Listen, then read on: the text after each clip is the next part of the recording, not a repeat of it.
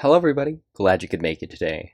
In this video, we'll pay a visit to the last of the Bennett Group's 3 houses with Grassley Defense Systems Michaelis.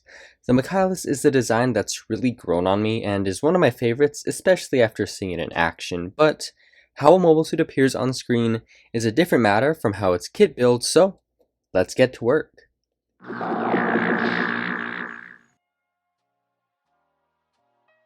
This kit has some great box art. Not only is it a nice drawing, it conveys a sense of movement, which is appreciated. Inside are 4 main runners for the Michaelis itself, with smaller ones for the clear pieces, beam sabers, and weapon stand. You also get some wire for the beam bracer and stickers. The build goes together very quickly, which is typical of this lineup. It's very similar to the Bigware Beo and Pente builds, but it isn't an exact copy. Some areas are scaled up, and of course there are the different exterior parts. If you built those kits, you'll definitely feel like this one is familiar, and although it has slightly different torso and leg assemblies, enough is common between these kits for you to build the Michaelis without referencing the instructions too heavily. The only part that could be any real difficulty when mixing up parts is the beam bracer, but it isn't too bad. The kit is taller than I initially thought, with very long legs. I was quite concerned about how these dimensions would affect the final result, but it does look pretty good when it's built, and the kit handles these design choices well. The Michaelis stands out from the other Witch from Mercury designs since it is on the simpler side, but it isn't boring at all. Although the Michaelis may not seem like it has as much in the box as other kits in the lineup, without any gun bits or drones, you don't need to buy the Witch from Mercury weapon base to fully display this kit. You already have everything you need, which I really like.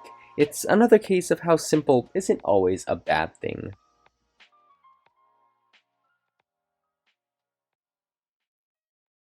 I'll prime the kit with Mr. Finishing Surfacer 1500 Black and give the kit a coat of Tamiya TS40 Metallic Black, both spray paints. Now we can paint the main color with Mr. Metal Color paints.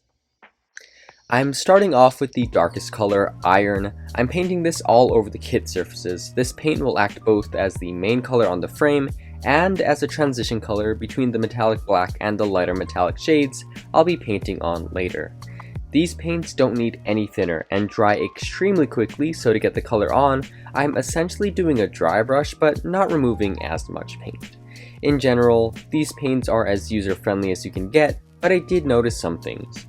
The first is to make sure you tighten the jars as much as possible after using, since they are more likely to dry up than your usual paint. I also found it pretty much a requirement to shake up the paint after every few coats. If you don't, the paint will settle to the bottom of the jar and you'll soak your brush in thinner, which will attack your paint. This style of painting by its very nature is also on the messier end. Not only are my brush movements on the faster end, I'm also removing some of the excess paint, so lining my table with paper towels is a must. When I remove the paint, I dab the brush on a paper towel that's folded in half twice, so 4 layers, just because this paint can soak through these layers very quickly. Similarly, whenever I load paint on my brush, I try to take it from the cap after shaking the jar, just so I'm not overloading it. But other than that, I really like using Mr. Metal Color. There's a reason why I keep going back to this paint instead of dropping it after using it for a single project. Now that the first color is dry, I can paint on lighter metallic shades. In earlier projects, I've used these lighter colors to achieve a brushed metal texture by keeping all of my brush strokes in the same direction. For this project, I wanted to create a different sort of metallic texture by painting on these lighter metallics with tapping motions. I'm using the same flat brush, utilizing the frayed edges to create different patterns. It's a very effortless way of painting, but I did need to watch where my brush was since I kept the kit fully assembled. The overall look I want for this suit is a medieval or fantasy knight. The actual Michaelis design lends itself to this idea super easily, possibly the easiest out of any mobile suit, at least the ones I've built. I'm sure there are others, but I've forgotten about them. It's what happens when you spend so much time in this hobby. A lot of mobile suits go over my head just due to the sheer volume.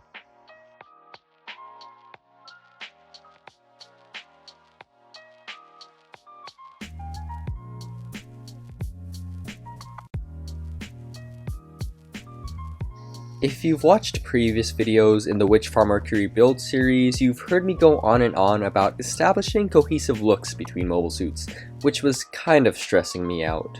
For a while, I was avoiding a night-themed build because I felt it was too on the nose, and didn't know how to follow this idea up with Grassley's other suits, but I'll save this problem for the future.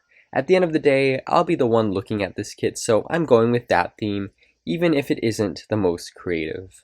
As someone who shares their builds online on multiple platforms, I often feel the need to upstage everything I've done previously, and I really try to make something unique, especially for a kit lineup this popular. But sometimes it's best to go with your gut, and that's what I'm doing. I don't do that many purely metallic builds anyways.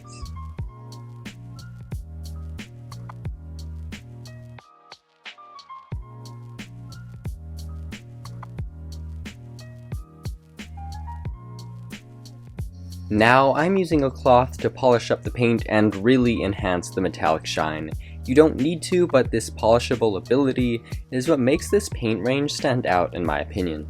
This is the kind of cloth that comes with polishing compounds, but if you don't have that, you can use a tissue or a Q-tip. I don't even know where to get this kind of cloth other than with polishing compounds, so whenever I run out, I will be switching over to those options. I'll then spray the entire kit with Mr. Hobby Premium Top Coat Gloss. It's important to use a water-based top coat like this because any lacquer-based top coats will actually attack the Mr. Metal color. I haven't tried it out to see what it looks like, but I can imagine that it would be very similar to dropping a bunch of paint thinner on top of your paint. Not ideal at all. I'm painting some areas of the kit red to prepare for some gold.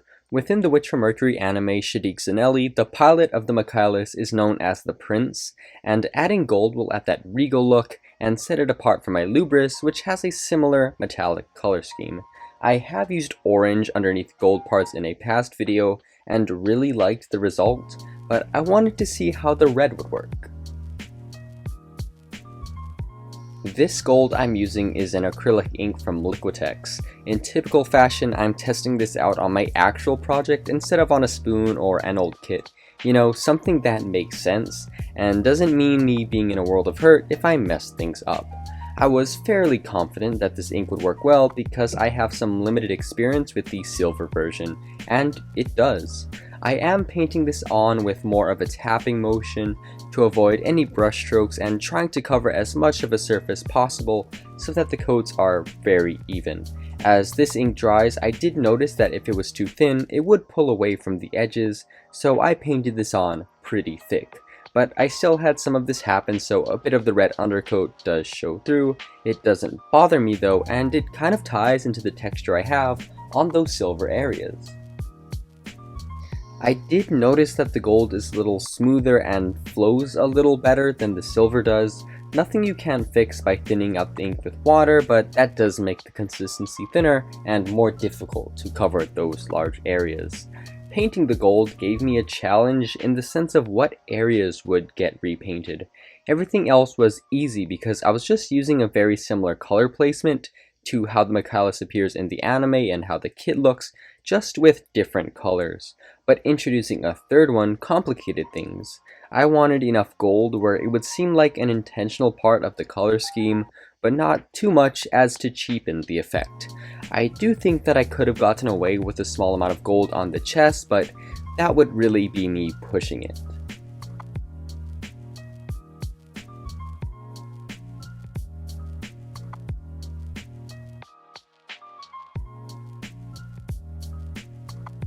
I'm painting the areas that sit underneath the clear purple bits with silver acrylic ink. I've used this product before in past videos, but as a part of a gold mixture. This time I'm just using it straight. Like the gold, it's really shiny and has some almost holographic qualities from mica particles. It's a really interesting product, and I can see it having lots of uses in different colored sensors or just to add a pop of glitter to spice up a paint scheme.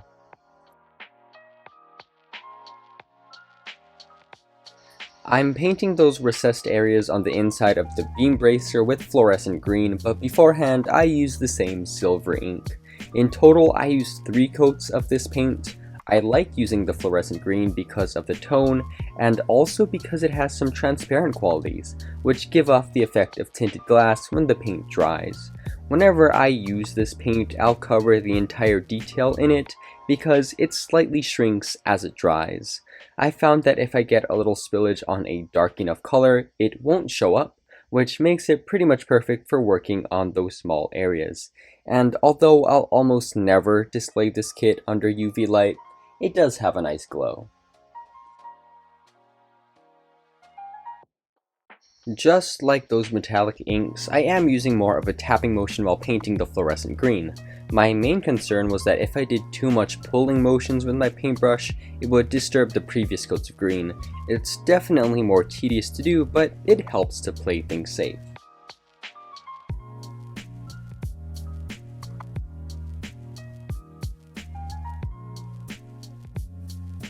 It's time to apply decals. As usual, this set is from G Rework and I really like these ones.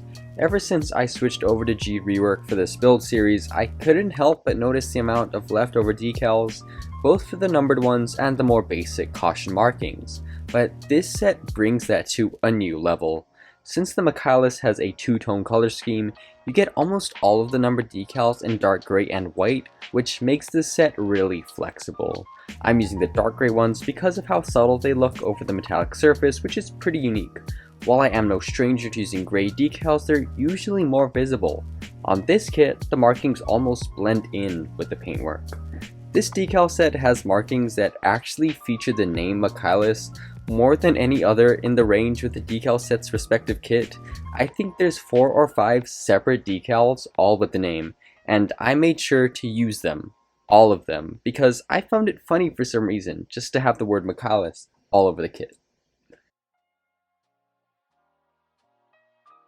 I let the decals dry and now it's time for a pin wash. As usual, I'm working with the Vallejo acrylic and applying it with the same 12/0 brush that you've seen me use countless times. But this is my first time applying a pin wash over a gloss surface. I normally go for a semi-gloss. It worked really well, although I probably won't use a gloss top coat too much in the future, just because it might be hard to keep a large enough amount of it to be used on every single project. Technique-wise, the pin wash is super important. It's possibly the most important thing you can do to a kit, as it enhances all of the detail through the creation of fake shadows. It's super time consuming though, taking at least an hour of constant work, but it's really worth it. There's a reason why both clean and weathered builders alike use it. I've said in the past that if you were to use a single technique for your Gunpla, it would be just the pin wash, and I've never actually done just a pin wash until now. When this is dry, I'm calling it done. That's it. I want to keep the look of the metallics as they are, so any of the weathering you're used to seeing me do would, in my mind, interfere with the finish, which is why I'm keeping the techniques to a minimum. Here's the Michaelis in the bare plastic, and here it is after a little work.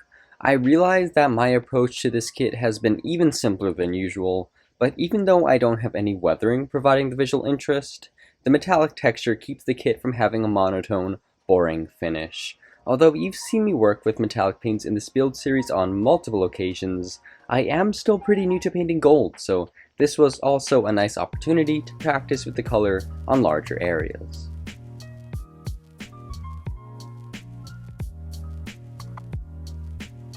As usual, this isn't meant to be an explicit statement on how you should paint your own Gunpla, but a look into my own process. Feel free to use any colors or techniques on your own kits at your own discretion. Next in the series is another Grassley suit, the Beggar Pente.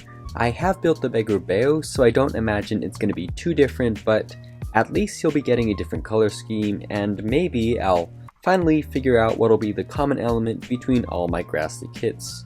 Who knows? If you enjoyed the video, consider supporting the channel. Thank you very much for watching, and I'll be seeing you in the next video, whenever that is.